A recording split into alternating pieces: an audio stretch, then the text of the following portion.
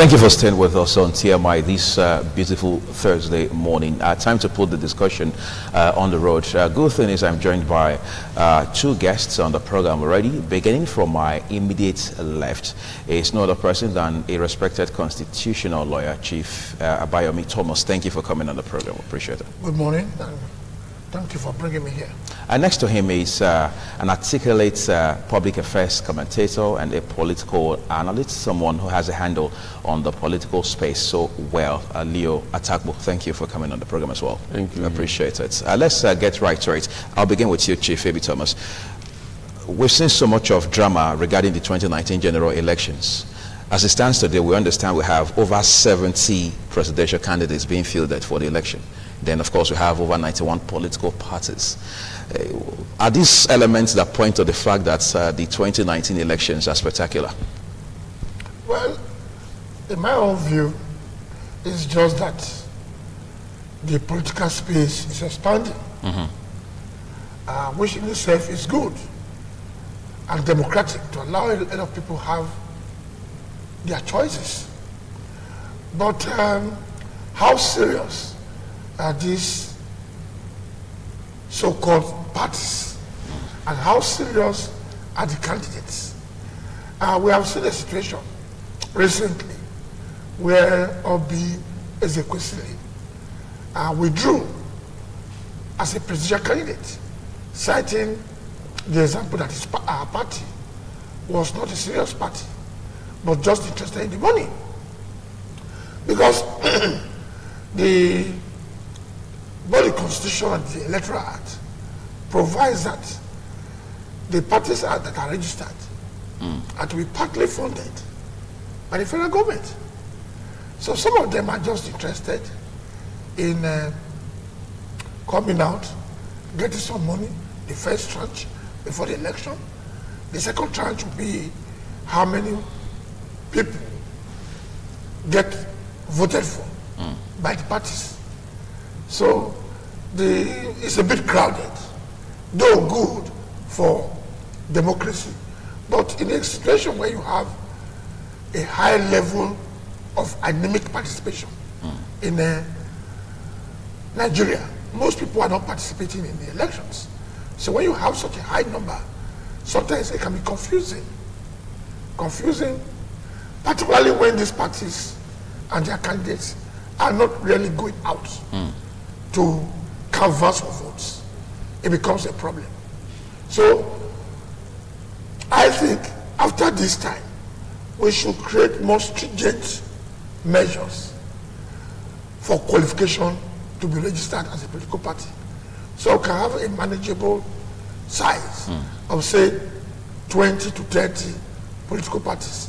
But however, as democracy matures, we might come to a situation where we have about 5 political parties eventually, say in another 20 years. Because if you look at developed democracies all over the world, you have 2 major parties. All right. Then about 3 or 4 other parties. But these parties that you have, apart from these 2 major parties, they are usually outgoing, canvassing for votes, educating the electorate, unlike what we have here, where people just collect money, sit at home, doing nothing to educate the voters. The voters need to be educated. I was just surprised when I got to know a few days ago that I cannot thumbprint voting again. I have to use this. How many people are aware of that? The parties are supposed to go out. INEC itself is supposed to go out. So education is not there, because the number of political parties and the candidates is very unwieldy, very difficult to maintain. Hey, incidentally, it's worthy of note to put on record at this point that we also made efforts to bring on the show this morning the head of voter education at INEC here in Benin. Apparently, the demands of the general elections made it impossible for her to be part of the program this morning. But let's talk a little more about voter education. It will appear that INEC has a primary responsibility to make that happen. But political parties have been doing their bits as well, just to ensure that people are better educated about the election. You see, INEC has a lot of responsibilities. Do not forget we have 36 states and the Federal Capital Territory. Right. We have 774 local government councils in the country. And there are over 20,000 wards in the country. The number of total registered voters now stands at about 84.something million. Right. That is more than the population of about 10 countries in West Africa put together. So INEC has a lot of responsibilities, but I think the federal government ought to resuscitate National Orientation Agency, which was the former MAMSA. Right now, National Orientation Agency is simply just doing nothing. While INEC concentrates on the guidelines for voting and registration of voters and the numerous cases they have in court over who should be candidates or not, there should have been a separate organ to educate Nigerians on how to conduct themselves, how the voting pattern will be. The duty of INEC is merely to conduct election, but having to educate, creating a directorate to educate, I think is another body on INEC. If National Orientation Agency is working hand in gloves with INEC, it will be easier to educate the vast population of Nigeria. So in a nutshell, you're saying INEC is overburdened. It's overburdened, that's what I'm saying. Let me go to Leo Ataku now. A lot of persons have argued that this is a two-horse race. Is there any truth in that? I mean, looking at the fact that we have dozens of political parties on board as far as these elections are concerned. Yeah, I think A.B. Thomas has put the points very clearly, the way they are. In terms of the real election, Right. it's between two major political parties. There's no two ways about that across the country. All right. So the others, as it were, appears to just make up the numbers. But that's not to say that some of these other parties are not also making real impact in some constituencies, in some areas, you know, across the country. Yes, definitely some of them will, but there are a few, you know, from among the pool of 91. So I think in terms of the major elections, the major positions, yeah, the race is just between the two major political parties. And that is why if you also watch the trend of the news that you guys floating, you know, it's also around the two. You know. The peace accord that was signed yesterday, if you also observe clearly, is majorly about the two. So it's really about the two-horse race, you know. If you look at uninterrupted democracy in Nigeria between 1999 today, I mean, it's 20 years already. Incidentally, this is the 6th round of elections we're having. When you look at the cycles of election, I mean, the 4-year cycle of elections in this country, what are some things you would look at and say these are elements or factors that make the 2019 general elections different from the previous ones? Well, looking at previous elections, I think in terms of preparations for the election proper, again, perhaps because of the numbers that we have this time around, it's really been a little bit difficult to really educate voters, you know, as to what they are expected to do on election day. It's only lately that some of those information are coming out. I'm sure, very sure, that on the day of election, that a whole lot of voters will go there really, really uninformed about the procedures, because they will just go there, a good number, with, you know, the hope to use this, you know, instead of, because now the ballot paper is, from what we see, will be something a whole lot different from that. Also, in terms of voter apathy, a whole lot of disenchantment is also in the air. So many people appear to be disenchanted from participation. Obviously, there are reasons for that. Yes, there are reasons. some have even difficulty in obtaining the PVC. The PVC. You recall there was this incident of flood at the INEC office in Benin. Right. A good number of eligible voters have showed up to pick up their PVCs, and they were told that as a result of that flood, you cannot pick up your PVC. You know, that in itself is an issue. And then some are also, there are also the information that some of the card readers that were there, you know, have been destroyed. Now, as a result of the situation in Oka a few days ago, right, the fire incident, you now see that INEC is in the process of mopping up extra, you know, a voter, the card reader machine from, let's say, neighboring states. The implication of that, from my own understanding, is that the backup for those states will not be picked up. So there will be issue of backup, you know, if you consider previous election, because there are sometimes you go on election morning to cast your vote. The card readers will be malfunctioning. So if there's a malfunctioning card reader and the backup has been removed, what happens to everyone in that unit? You know, that will be an issue. So I hope that INEC, in the next few hours, will be able to put enough logistics on ground for the election proper. Particularly also the issue of voter education. Voters need to be properly educated. Because it was only 2-3 days ago I watched Okoye on air, you know, explaining this new... The dynamics. Yes, this new voting pattern. So many Nigerians, I'm sure, except those who watch television. There are those who don't watch television. How would they now get to know? And that is why the point of the National Orientation Agency, you know, it's critical at this time. And then civil society organizations also need to perhaps bridge the gap at this point. If you look back now, Chief Ebi Thomas, would you say our democracy is maturing? Because some persons have argued that it is out of place to say it's nascent democracy. Are we going forward and upward? Unfortunately, I don't think we are way forward. I'm sorry to say. Because in the past, when you are talking of elections coming, it's like people are expecting Christmas. Everybody is interested. But now, what you find is that 4 principal reasons are there why people are not very interested. 1, there is this feeling among majority of the voters that whether you vote or you don't vote, will my vote be important? Will it be reckoned with? Will it count? Will it count?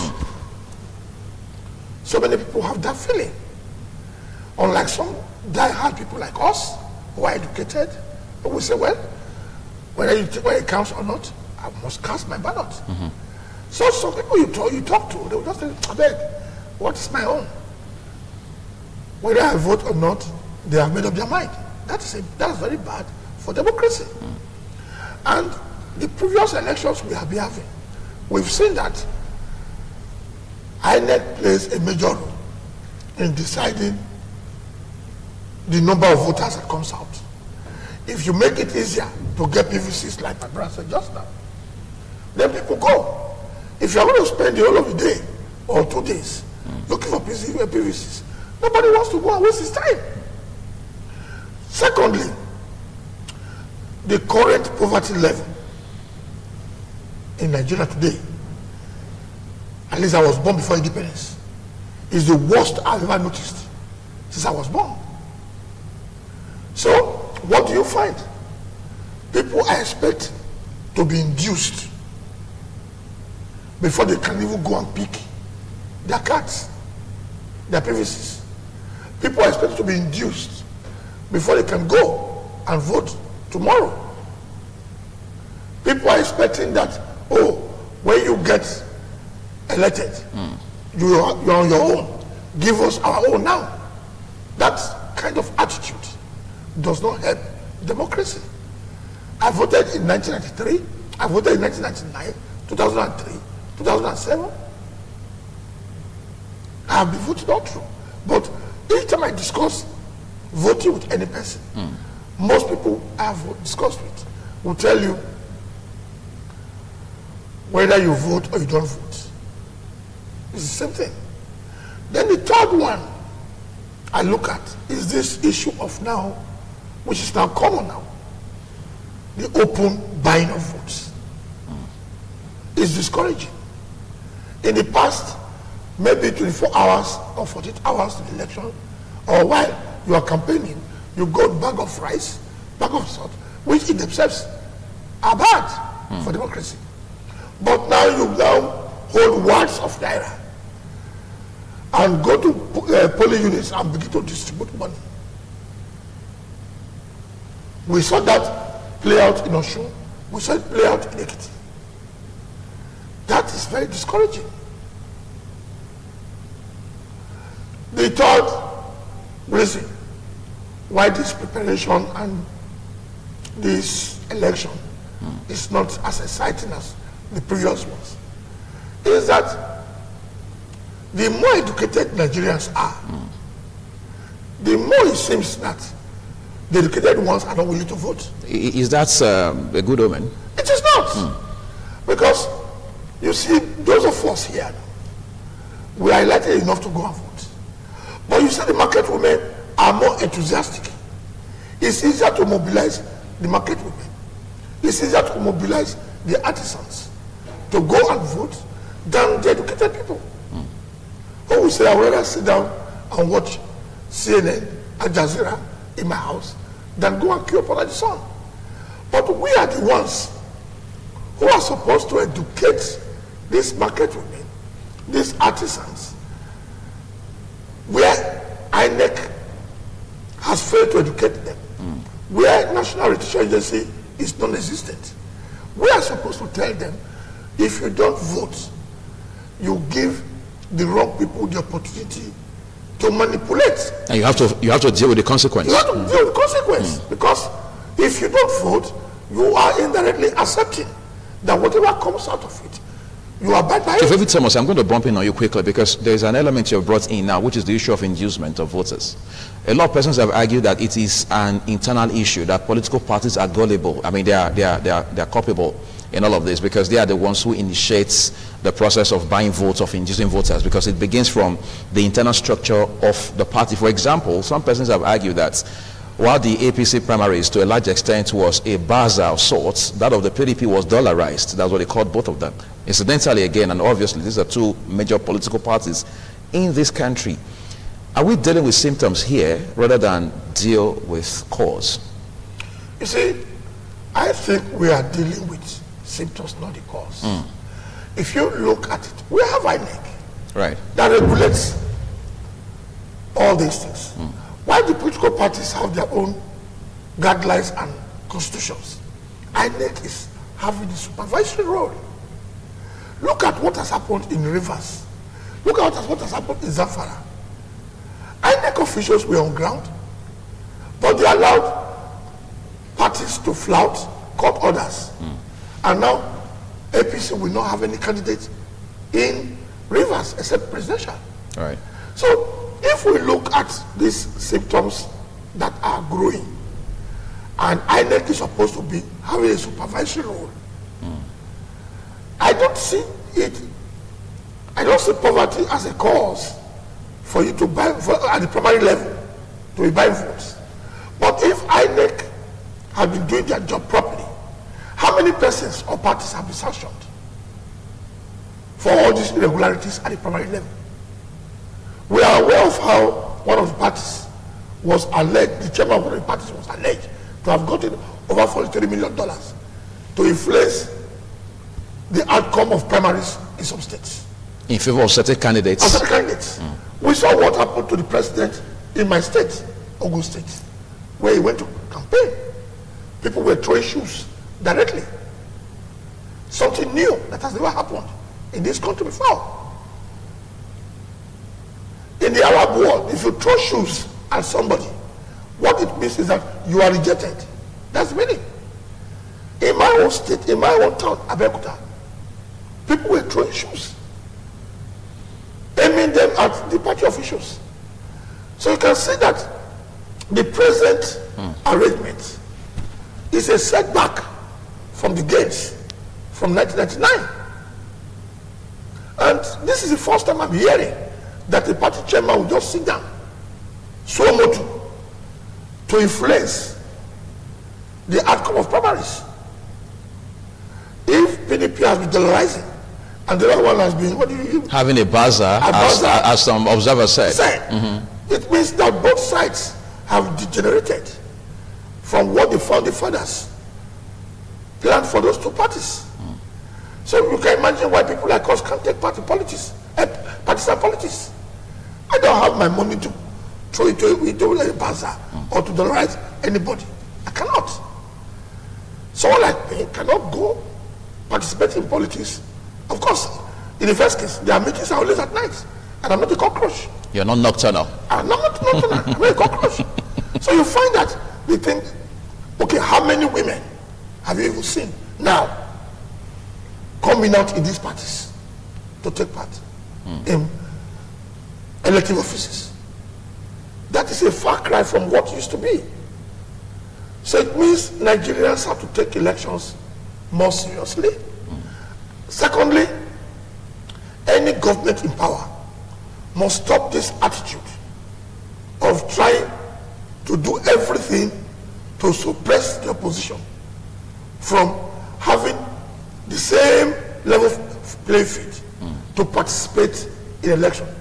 We have seen situations where the governing party in some states, even at the federal level, denied the other party the opportunity to campaign in certain areas or to even use facilities like stadium for conventions. Right. That is not a civilized way of doing things. But all these things are now just cropping up recently. It's like we're in a military government. That shouldn't be. Because the more you do that, the more you are discouraging the electorate from taking part. Then look at the role of EFCC too. The EFCC has almost crippled the campaign. I am not saying, look, let it be a bazaar or dollarization. But if you have money to campaign, in fact, you need money to campaign. Sure. You can't hide away from it. Whether you are talking of Russia, where Putin will sit down and begin to determine who is elected anyway, you still need money to buy fuel for your vehicle. You need money to arrange campaign centers. In England, the same thing. In America, the same thing. You need money. But if somebody is just at your neck, breathing at your neck, particularly when you are in the opposition, to see how much you are spending, we are not encouraging the candidates to reach out to the people. I'm talking of both sides. Right. You're not encouraging them to reach out to the people. And in those days, you see, 2 weeks to the election, people are playing music, dancing along the street. It's money to hire these musicians. It creates excitement in the minds of the electorate. But now it's as if everything is just done. It's in the past few days, a campaign is closing today. So in the past few days, you see it picking up. All because of federal government policies on election. Meanwhile, you are taking money, going to the markets, a whole vice president say it is money. Trader money. Trader money. Yes. A whole vice president. In one of your advertisements or jingles, I saw a Benin woman say, that is, doesn't know how a wife, does a man go to the market? You don't need a whole vice president to do trader money on the eve of election. And we are condemning vote buying. What is that? That's advanced vote buying. Let me allow Mr. Tapo actually lend his voice to this conversation about vote buying. A lot of persons have said, while we're talking about inducements at the 2016 governorship election in those states, a bit of it 2015 during the general election. It has evolved now. It has become a hydra-headed monster, which means it's getting worse by the day. How exactly did we get here, and what might we do to be able to deal with it? Well, I think the issue of vote buying is been as old as elections in Nigeria. Okay. Except that the level, appears to be increasing every election. I recall as a party agent in 1979 election, UPN, NPN, I was party agent to the All Progressive Party, APP, at that time. What we observed was that some politicians money to some of their chiefs to go around to even buy agents of other political parties to cooperate with them when they want to rig elections. Those times you come with this card, voter card that is paper, and then once they bribe them, people can just come and multiple thumb printing and just put in there, and then people count, and then they say that a particular political party has won. As far back as 79, that was happening. Then as events progressed, we now saw in recent elections where canopies are erected at almost every polling stations. With political parties, they have the bank chief, whoever is there, to begin to prepare the money for voters who will come. And then after as you are casting your votes, the agents will be there to authenticate the fact that you actually voted in their favor, their party. And then as soon as you do that, they give you a sign, and then you go to the canopy and pick up your money after casting your vote. Then you can go. So all of that has been happening. Even some electoral officials allow themselves to be compromised, and in that way they also compromise the elections themselves. We saw also incidences in just last elections how even some electoral officers received in their bank account money for politicians that were standing in for elections. So all of that very unhealthy. So it's been happening, except that we now see a situation where the incidence or the level is being rising almost every election, to the extent that even international observers have had cause to note the fact that incidences of vote buying has been affecting our electoral system. So that in itself, presented it, to everyone. Before elections, you find even in some markets, they advise people to queue up. Some politicians aspiring for positions, they come to be, giving out money. They even go to the extent of even collecting people's, voter card. Take your voter number, whatever, and so many things happen, during election. But I think, how do we clean up? I think the issue should be, how do we clean up? How do we sanitize a system? The security agencies, they also have a whole lot of role to play. Because again, why do we deploy heavy security across during elections? Yeah? When these things are being perpetrated, even in the full glare of security personnel, they turn their face the other way. So themselves are also compromised, some of them, during elections. So we expect that going forward, security agencies should play their role, the agents themselves, at polling units. When such things are happening, that is why you are there. You are to arrest and prosecute those people that perpetrate vote buying, right? INEC equally has budget for security, during elections. One will expect that they will be able to also sensitize and conscientize the security agencies. So it is not for security agencies to present themselves as agents of the party in power. That is wrong, because that has also been the experience over the years. Security agencies or agents present themselves as, so if we've saw some kind of very bad experience, in the 2015 election, where even ADCs to governors, even that they were even involved, they were personally involved, in attacking political opponents and all of that. One expects that the security agents should be professional, when it comes to election matters. You should ensure that vote buying is dealt with, professionally. Right. And the perpetrators should be promptly arrested, and so that people will be deterred. Because once people are not deterred, the culture of impunity, that's why it's been growing.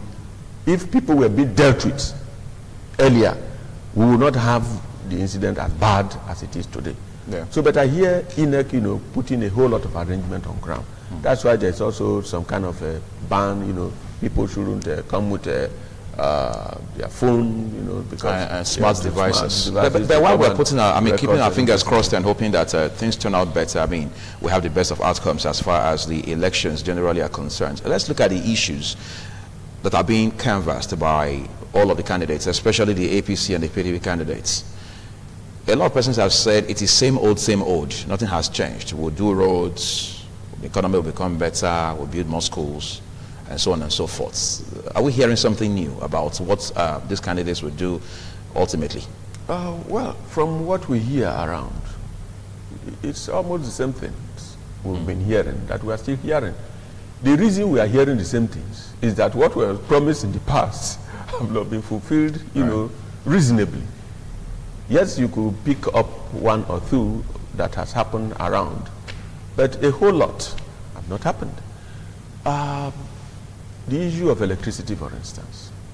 Nigeria, I'm sure, is the only country in the world, that has this poor electricity supply. I don't think of any country. I've traveled over 30, 35 countries of this world, across all the various continents.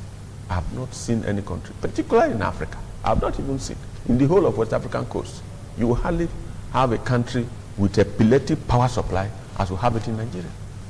And then advanced countries, even countries that were developing like Nigeria in the years past, have suddenly become countries that now, bring in their products to come and back up our electricity here. China brings in all kind of products to us. So they come, they study us, they look at, maybe these guys are still stupid. Okay, let us prepare power bank for them. Next time let us prepare fan that we use, you can charge. Fan that can recharge, and those kinds of stuff. They just look at it. So these guys, they are still foolish. Okay, let us prepare hand fan that can use a battery, and those kind of stuffs. It's just a mockery. And then you see, there's hardly, you go to some business premises, you find almost each office, with their generator, And now in terms of renewable energy, we are really not there. Yeah, the kind of solar system we have in Nigeria appear to be different from the one that exists elsewhere in the world. So they bring all kind of fake batteries or kind of fake stuffs, and we're having all of these issues. Nothing is happening. So that is why people will continue to make it issue of campaigns. So as long as they have not been attended to, as far as electricity has not been fixed in Nigeria, electricity will continue to remain an issue for campaigns.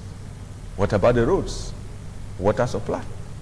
I don't even think. It's only in Nigeria you find that people will provide themselves with water. Elsewhere, there's a public water system that supplies water, to homes. In fact, in Senegal, before you start constructing your house in Dakar, you will first of all connect electricity there. You will connect water there, as part of the foundational work. As part of the foundational work. Before you now start raising your structure. But here, you will build your house. You will provide your own water. You will provide your own electricity. And you may just be the one to also help yourself with your road. And so these issues will continue to form part of I think Chief Ebi Thomas wants to add to yes. I don't think any of the two parties have really made it a focal cardinal point of campaign. even during the debates. The issue of electricity. It appears Nigerians have been abandoned. As far as power is concerned. As far as power is concerned. They've looked at it. Look, if we talk about giving electricity, we'll be making a mistake Fashola made in 2014.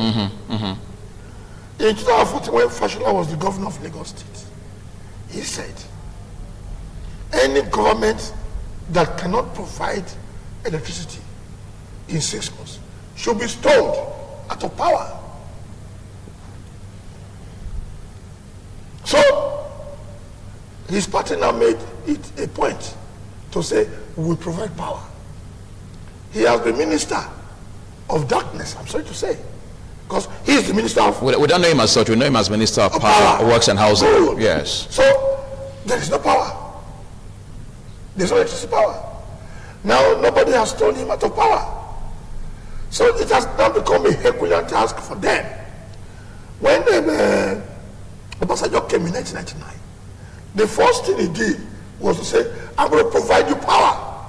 And he made late Bola Ige a lawyer, not an engineer, Minister of Power. So would you say he took off on a bad foot? On a bad foot? All I'm trying to tell you is that no government since 1960 has succeeded in solving the issue of power and water for Nigerians. Is that a hopeless situation? It is not a hopeless situation. It is the Nigerians who themselves who allow political parties should not be the ones aggregating what we need. If we are articulate enough, now almost all the civil societies are almost grounded. They are also supposed to help to articulate, bring Nigerians, educate them. We should set the agenda for the parties, not the parties set the agenda for me. I need electricity. You went ahead, gave it to companies as it is done abroad. Not everything that works in America or England will work here. Take our historical background, our ethnicity, our religions, our family ties. When it was easier, we had better light. Some will argue, oh, the population there was smaller. No. Population should be an incentive to have stable light if we are planning well. More people are ready to pay, but they can't get service. Why do countries outside Africa prefer to invest in Nigeria when the climate is good? They will prefer to invest in Nigeria because of the high population. Look at MTN from South Africa. Do you know how much they're taking back to South Africa? Look at Globacom, how they are expanding because of the high population. You can talk to your mother in the village now from here.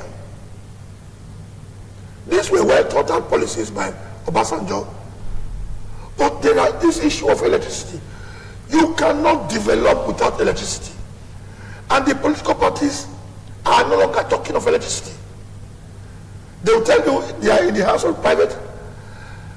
Obasanjo took BP, British Petroleum, when the British were not willing to help Rhodesia to gain independence, seized it from them and nationalized it into African Petroleum when it was military of state. Why can't we say, look, all these discourse, bye-bye, we don't want.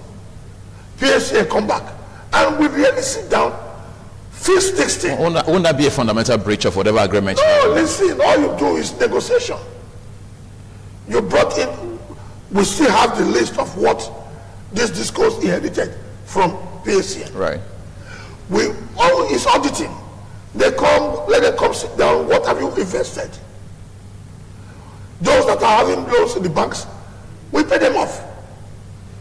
Then sit down seriously. Look, I listened to Jerry Rawlings when he spoke about how he got Ghana electrified or supplied with electricity. He said as soon as he staged the coup, he flew over Ghana and found most part of Ghana in darkness. He called his colleagues and said, look, we have to give our people electricity. You must have the political will. If you have the political will and say, I am going to do this thing, nothing will stop me. Do you know that those who import generators into Nigeria are not interested in Nigeria having stable electricity? This is Benin City. Go to Mission Road, go to Akbala. Almost every shop sells electricity, sells generator. How do you think those people will not have vested interest in the status quo continuing? You just have to have the political will. We say we ban importation of rice. We ban it from coming in from Cotonou, but it is coming in from Libya in the north. Where's the political will? We are campaigning. We are inviting people from Niger Republic and Chad to come and take part in our campaign. What are we talking about? Somebody has to come who has the political will, who is not interested in what am I going to benefit in this position, but what am I going to bequeath to Nigerians? How many politicians have come in Nigeria here to say, look, I don't care what anybody says. I want to pass through this road. Generations coming, we know that somebody passed through this place. Somebody invented electricity. Somebody invented motor car. Somebody invented aeroplane. People started the business of going to the moon. Why is our own different? If I give the proper definition of a political party, is a group of persons who come together with the same philosophy for the purpose of taking over government through the ballot to improve the lives of the people with their common philosophy. Can you point to any political party in Nigeria that has met those criteria? No. In Nigeria, the political parties are a group of persons with common one financial interest to harness the resources of the country for their own benefit. That is the definition of political party in Nigeria. Let's talk about what happened yesterday. I mean, groundbreaking, remarkable, outstanding signing of the peace accord. Of course, it wasn't Christmas. It wasn't the first time we would sign peace accord in this country. But some observers have said, well, for whatever it's worth, it has become an electoral tradition of sorts, and we should let it be. However, lawyers like yourself have also argued that it doesn't have a legal backbone of any sort. It's not binding. It's a gentleman's agreement. It's a gentleman's agreement. If when Jonathan was told he lost, and Jonathan would say, look, I saw that 8 people voting in the north, therefore I won't go. He would have broken the gentleman's agreement. The signing has no, or it's of no legal effect. What will help this country is unfettered access to international observers to move freely so as to know whether the election has been credible, transparent, free and fair. Free and fair. Right. Signing agreements is just ceremony. If party A, if Mr. A loses and he says he's not leaving power, what do you do? I want to commend Reverend Machukuka. I want to commend General Abdulsalam Abubakar for what they are doing in bringing people to come and sign. It's good. At least we have something to watch on TV. But the important thing is let Nigerian voters be the kings or the kingmakers. Let them be the kingmakers. If you educate Nigerian voters, if you let them know that their votes count, and Nigerians themselves will realize that their own future and the future of their children depends on that ballot paper that they have to cast. Then they begin to say, look, enough is enough. We want electricity. We can't remain in darkness. Then you see the parties will now come and say, look, this is going to be our project. This is going to be our manifesto. This is going to be what we will do. And when you don't do it, at the end of 4 years, the people who did that aggregation for you will say, well, electricity, fail. Water supply, fail. Agriculture, fail. Then they vote somebody else. Right. But if you are not serious about the election as a Nigerian, then you allow, look, the easiest way to rig election is when in a polling unit you have 1,000 people registered to vote there, and 100 people turned out to vote. That is where you see the rigging taking place. If you sit down in your house and you don't come, and there are 1,000 people there, and let 100 people come, they simply add 0 to the 100. They say 1,000 people appeared. In other words, the more people come out to vote, the harder it becomes to rig elections. All over the world, the more people come out to vote, the harder it is to rig election. But this voter apathy, which of course we have analyzed, my brother here has said much about why we have this voter apathy. I've said the same thing. But let us forget what people are saying. Go out and vote. Go out and vote. Forget the impediments. The security agencies themselves, they are comprised of Nigerians. Right. They go to the same market as the politicians. So why allow politicians to come and influence things, and you are there as a security? Why are you there wearing uniform? You go to the same market. There is no special market for politicians. There is no market that is different for me, both of us here. We are feeling the pains. So do your job. Let me do my own. Make my voting easy. Whenever I travel out of the country and I hear of election, you don't know this election. You don't declare holidays. You simply just leave the office, tell them where you are going to. In another 30 minutes, you are back to your office. You have voted. Seamless process. Seamless process. Here we close roads, we close everything. Then the same security people say should ensure free and fair election creates difficulty for people to move to where they will vote. In my opinion, the only way Nigerian preparation for elections can be successful, the only way our politicians can really serve our people will be one. Voter education must not be when elections are coming. It should be a continuous exercise. Right. As soon as we finish this series of elections now, INEC should not go and sleep. We should wake up National Orientation Agency and begin to prepare for the next election in 4 years' time. In that case, the TV, the print media, everybody should be involved. In those days when we didn't have color television and all that, we had mini buses going around with loudspeaker on top of mini buses, going around the streets, telling people, Creating awareness. Creating awareness. None of that is existing today.